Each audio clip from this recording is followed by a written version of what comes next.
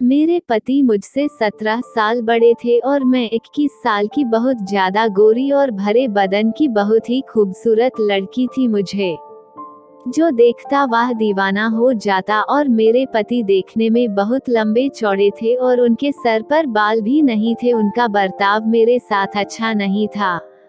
वो हमेशा से मुझसे नाराज ही रहते थे। शादी की पहली रात को उन्होंने मेरे साथ जो किया वह अच्छा नहीं था। मेरे खून निकल रहा था और वह कमरा छोड़कर चले गए। उन्होंने पलटकर भी मेरी तरफ नहीं देखा।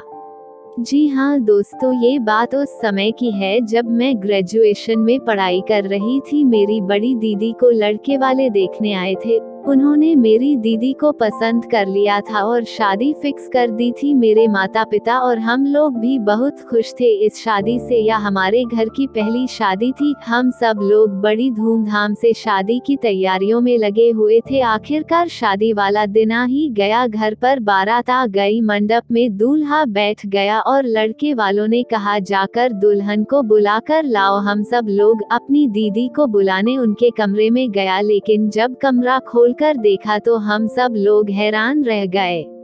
वहाँ पर दीदी नहीं थी। वहाँ पर सिर्फ एक लेटर मिला जिस पर लिखा हुआ था, पूजनीय पिताजी और माताजी, मैं यह शादी नहीं कर सकती। मैं किसी और से प्यार करती हूँ और मैं घर छोड़कर उसके साथ भाग रही हूँ। इसीलिए मुझे ढूंढने की कोशिश मत करना। अब मैं दोबारा लौटकर नहीं आऊंगी। यह सब सुनकर मेरे माता पिता के पैरों तले जमीन खिसक गई। सोचने लगे कि क्या किया जाए, अब तो बेइज्जती हो जाएगी पूरे समाज में। फिर मेरी मम्मी ने मुझसे कहा, बेटा एक ही उपाय है कि तुम दुल्हन की जगह ले लो। अब हम लोगों की इज्जत तुम्हारे हाथ में ही है। मेरी तो कुछ समझ में नहीं आ रहा था कि अब मैं क्या करूं। मैं मम्मी को ना भी नहीं कह सकती थी क्योंकि हम लोगों की इज्जत का सवाल था। इसीलिए मैं दुल्हन के कपड़े पहनकर मंडप में बैठ गई और मैंने यह शादी कर लिया। मैं यही सोच रही थी कि जब दूल्हे को पता चलेगा तो क्या होगा। मैं घूंघट ओढ़कर अपने ससुराल में बैठी थी। रात को जब दूल्हा आया और उसने घूंघट उठाया तो पूछा, तुम तो उसकी छोटी बहन हो, तुम यहाँ क्या कर रही हो? जाओ तुम अपनी बड़ी बहन को बुलाओ। मैंने अपने पति को सब कुछ सच सच बता दिया।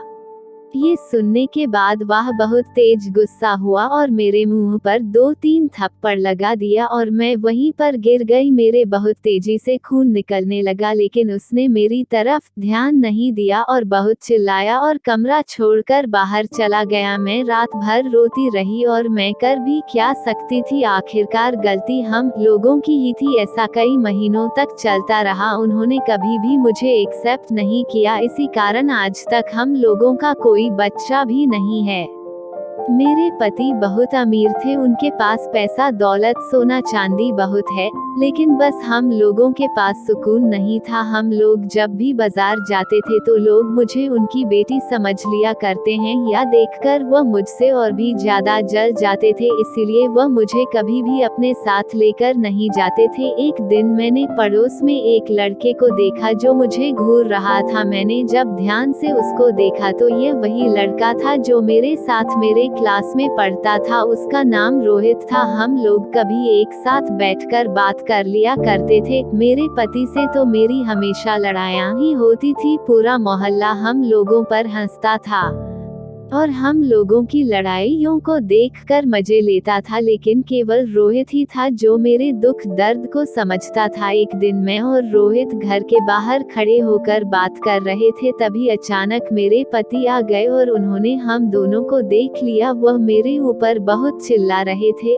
और मुझसे लड़ाई कर रहे थे। मैंने उनसे कहा कि मैं अब कभी उससे बात नहीं करूंगी, लेकिन वो मेरी बात सुनने को तैयार नहीं थे। बहुत जोर जोर से चिल्ला रहे थे, जिसकी वजह से उनका बीपी बहुत हाई हो गया था। वह चिल्लाते हुए जीने की तरफ जाने लगे, तभी उनका पैर फिसल गया। वह जीने से फिसलकर सीधा नीचे गिर पड़े। मेरी तो समझ में नहीं आ रहा था कि अब मैं क्या करूं। मैंने सोचा क्यों ना राहुल की मदद ली जाए। कोई और मोहल्ले वाला तो मेरी मदद नहीं करेगा, इसलिए मैं तुरंत ही अपने पड़ोस से राहुल को बुला कर लाए और हम दोनों तुरंत उनको हॉस्पिटल ले गए। हॉस्पिटल ले जाने के बाद डॉक्टर ने मुझसे कहा कि आपके पति कोमा में चले गए, अब भगवान ही इनकी रक्षा करे। मैं भगवान से बहुत प्रार्थना करने लगी इनको जल्दी से ठीक करना। मैंने और राहुल ने दिन रात उनकी सेवा की। मेरे पति को भी एहसास हो गया था कि इतना पैसा दौलत होने के बावजूद भी किसी ने उनका साथ नहीं दिया, सिर्फ राहुल और मेरी पत्नी ने मेरा इतना साथ दिया है। एक दिन डॉक्टर ने मुझे कॉल की और कहा,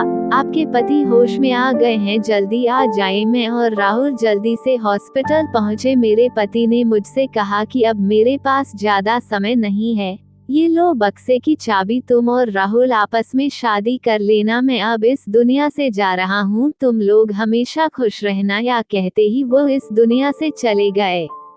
हम लोग बहुत रोए और उनको अंतिम विदाई देकर अपने घर लौटे तो वह चाबी से हम लोगों ने वह बक्सा खोला तो हम लोगों के होश उड़ गए। उस बक्से में इतना सोना इतना चांदी था कि हम लोगों की 7 पुश्ते बैठकर खा सकती थी। मैंने और राहुल ने शादी कर ली, आज हमारे 2 बच्चे भी हैं। आज हम लोग मजे से अपनी जिंदगी जी रहे हैं और बहुत खुश हैं।